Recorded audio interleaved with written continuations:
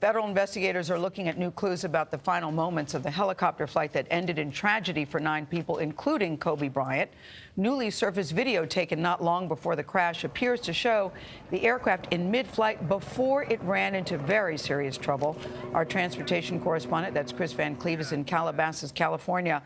Chris, it's so hard to look at this video. What are investigators learning? Well, Gail, good morning. The real hard work of this investigation really just beginning. We do know the helicopter did not have a terrain avoidance warning system or a black box. It wasn't required to have either of those, but it does make it a little bit more challenging for investigators.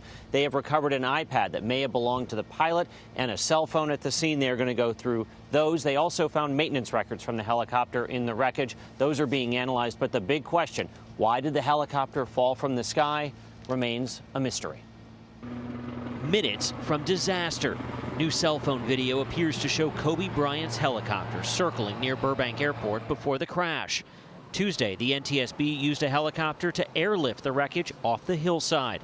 The coroner says all 9 victims have now been recovered and 4 have been positively identified, including Kobe Bryant. This was a high-energy impact crash.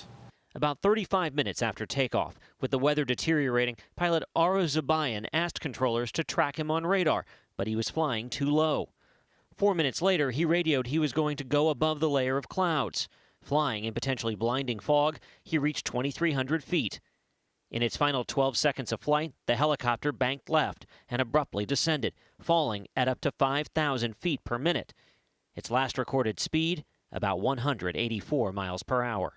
Do you have a sense if the helicopter came down all in one piece, or is there evidence that it perhaps broke up as it was coming down? Preliminary information is that the helicopter was in one piece when it impacted the terrain. And they were only a few minutes flight away from their destination, the Camarillo Airport, here at the crash scene. One thing that came up at the press conference that's getting a lot of buzz was this idea that they were 25, 30 feet from clearing a ridge.